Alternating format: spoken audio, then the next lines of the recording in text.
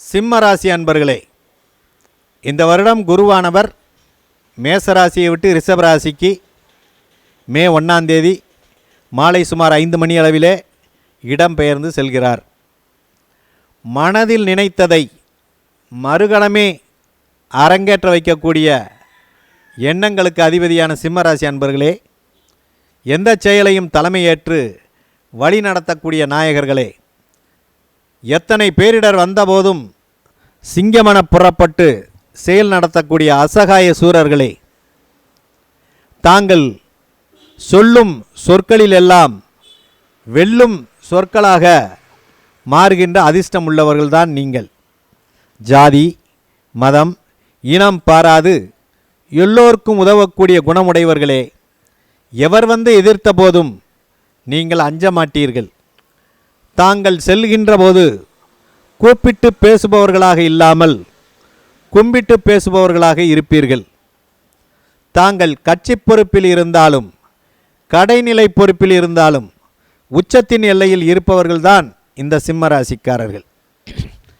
இந்த சிம்ம ராசிக்கு இதுவரையில் 9ஆம் இடத்திலே இருந்து வந்த குருவானவர் 10ஆம் இடத்துக்கு வருகிறார். 10லே குரு வர பதவியில் மாற்றம் வரும் என்றாலும் கவனத்தோடு செயல்பட்டால் உங்களுக்கு வெற்றி நமதே. தத்தளிக்கும் நிலை வந்தாலும் தனத்தோடு புகழும் கூடும். யாரும் கையெழுத்து போட வேண்டிய அவசியம் இல்லை. ஜாமீன் கையெழுத்து போட்டு விடாதீர்கள். சொந்த பந்தம் உங்களை பாராட்டும். இரவு நேர பயணத்தை நீங்கள் தவிர்த்து கொள்ள வேண்டும். வீடு வாகனம் படிப்பிற்காக தாயாருக்காக செலவுகள் ஏற்படும். செலவிற்கு குறைவிராது. பிரிந்தவர்கள் கூடிடுவார்கள். தொழிலில் வியாபாரத்தில் நீங்கள் அகலக்கால் வைக்கக்கூடாது. சனி பகவான் 7ஆம் இடத்திலே வருவதனால கண்டகச்சனி. லாபம் வந்தபோதும் விரயமும் கூட துணையாக வருவதில் மாற்றமில்லை.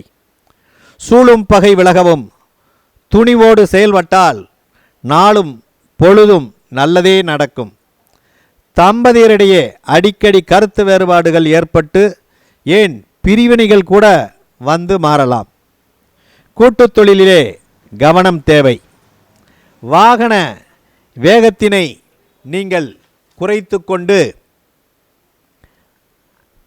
பயணங்கள் செய்வது நல்லது. உங்களுக்கு எப்போது பார்த்தாலும் பதட்டங்கள் இருந்து கொண்டே இருக்கும். அதே மாதிரி தெரியாதவர்களை வீட்டிலே நீங்கள் அனுமதிக்க கூடாது. கூடா நட்பினால் பெரிய பெரிய பிரச்சனைகளெல்லாம் வரக்கூடிய வாய்ப்புகள் உண்டு. பெரிய முதலீடுகள் எதுவும் நீங்கள் செய்யாதீர்கள். அதே போல உங்களுக்கு 8ஆம் இடத்து ராகு, அது தங்களுக்கு பல வகையில் அதிர்ஷ்டத்தை தான் கொடுக்குமே ஒழிய கெடுதல்கள் செய்வதற்கு அதிக வாய்ப்புகள் இல்லை. தொலை தூரத்திலிருந்து நல்ல செய்திகளெல்லாம் உங்களை தேடி வரும். மன அழுத்தத்தினாலும் தேர ஆரோக்கியம் கெடுவதற்கு வாய்ப்பு இருப்பதனால் தேவையில்லாமல் கவலைப்படாதீர்கள். உங்களுடைய உணவு பழக்க வழக்கத்தினை உடலுக்கு ஏற்றவாறு மாற்றிக்கொள்ள வேண்டும். அதே போல உங்களுடைய ராசிக்கு 2ஆம் இடம் என்று சொல்லக்கூடிய குடும்பம் தனம் வாக்குஸ்தானத்திலே கேது பகவான் போய் அமர்ந்திருக்கிறார். இதனால் தேவையற்ற வாக்குவாதம் இருக்கக்கூடாது. உங்களுக்கு அது கடனை கூட ஏற்படுத்தும். குருவின் பார்வையை கேதுவிற்கு கிடைப்பதால் அதிக பாதிப்பு ஏற்படாது. தனம் பணவிரவணை கொடுப்பதோடு இரகசியமாக வெளியில் சொல்ல முடியாத வருமானங்களையும் உங்களுக்கு கொடுக்கக்கூடிய யோகம் கிட்டும். லஞ்ச லாவண்ய விஷயங்களில் சற்று கவனமாக இருக்க வேண்டும். மனம் ஆகாதவர்களுக்கு பெண்கள் விஷயத்தில் கவனமாக இருக்கக்கூடிய ஒரு வாய்ப்பு வேண்டும். அப்படி கவனம் தவறினால் பிரச்சனை வரும். உங்களுக்கு வயிறு சார்ந்த மூலம் சார்ந்த மலச்சிக்கல் பிரச்சனைகள் ஏற்படுவதால் உங்களுக்கு அது சார்ந்த நோய்கள் வருவதற்கு வாய்ப்புகள் உண்டு.